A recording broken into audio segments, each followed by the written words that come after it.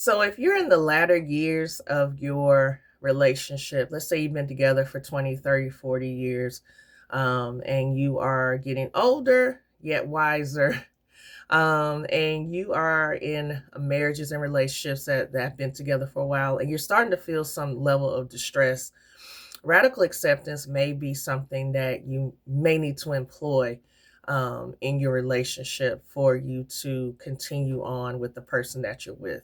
So, radical acceptance is a skill from DBT, dialectical behavioral therapy, that basically comes from the mindset of it is what it is. So, I'm dealing with my reality at the level that it's on. So, I'm not trying to bend or distort my reality or change my reality. I'm actually at a point where I can accept what's going on in my relationships or in my situation, mind, body, and soul. And so if you've been in a relationship for a very long time and you're starting to feel discomfort or distress, then radical acceptance may be what you need to do to move through that distress, because we know that everybody is an individual and no one is perfect.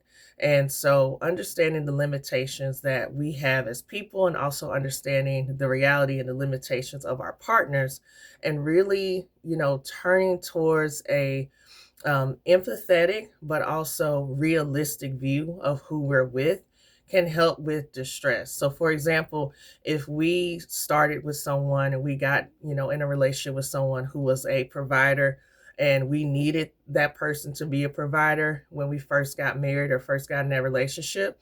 But over time, we started to move away from that being a major need and move more towards, okay, I need emotional safety, I need emotional intelligence, I need emotional connection.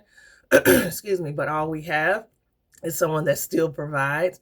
Then radical acceptance would be helpful at that point, where we can look at our partners and say, okay, I understand that you are a great provider, but you're not all that great in the emotional realm. So I have to accept you for who you are.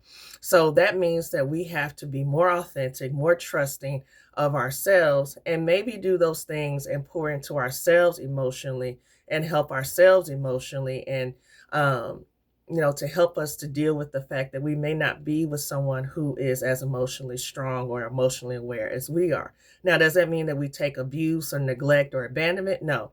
That means that if we cannot accept the person that we're with for who they are, then we have to make the choice that we need to move on as individuals and not stay in that relationship. But try radical acceptance first. Try looking at your partner for who they are first before you make the decision of whether or not you should leave. And if there's something about the relationship that you can hold on to, or is there something about that person that you still feel comfortable and feel emotionally safe with, then that's what you go by. But don't go by social media trends. Don't go by what the internet says. Don't go by what your friends are telling you or your family.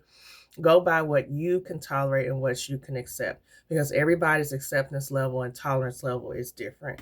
But radical acceptance is definitely something that it can be important and helpful when we're dealing with relationships in the latter years. So next month, starting in February, I will be doing a self-love, self-compassion, love myself first types of shorts for the whole month of February. So stay tuned for that. Thank you for listening. Like and subscribe to my channel if you would like. And I look forward to talking to you soon. Bye.